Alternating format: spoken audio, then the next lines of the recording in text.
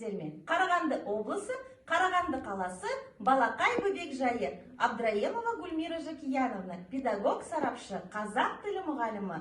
Ұмыт қалған қазақ халқының ұлттық ойыны асау мәстек. Ойын көрсететіндер менің балаларым. Райым, Нұрислам, Мұстафа, Елжалғас, 5 жаста.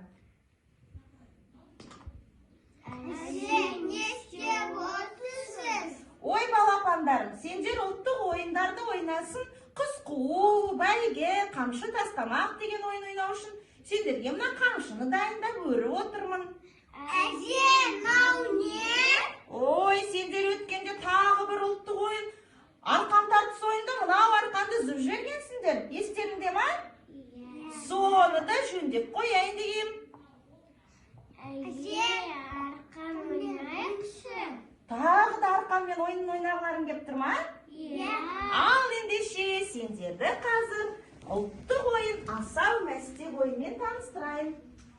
Қане балапандар, менің қасыма тұрыңдар. Бұл ойынды ойнау үшін бізге қамшы керек. Қане балапан, қамшына керек ой. Тақия керек. Және осындай асау мәстек керек. Ал асау мәстекті тарту үшін ең мықты арқан керек. Қане, ұста арқанды, сенің күшің көп. Райым, сен де ұстай ғой. Нұрислам, сен көмектесе ғой. Ал сен ойынның жүргізушісі боласың. Тыңда. Хей, ер екенін білейін, ешкі сойып берейін. Құламасаң дөңкейіп, тақия алсаң еңкейіп, ерлігіне сенейін. Міне саған таяқ, 3-ке дейін санап, тақияны ала ғой. Қане, біз санайық балалар. 1, 2, 3. Қане, тақияны ала ғой. Қане. О, міне көтер жоғары.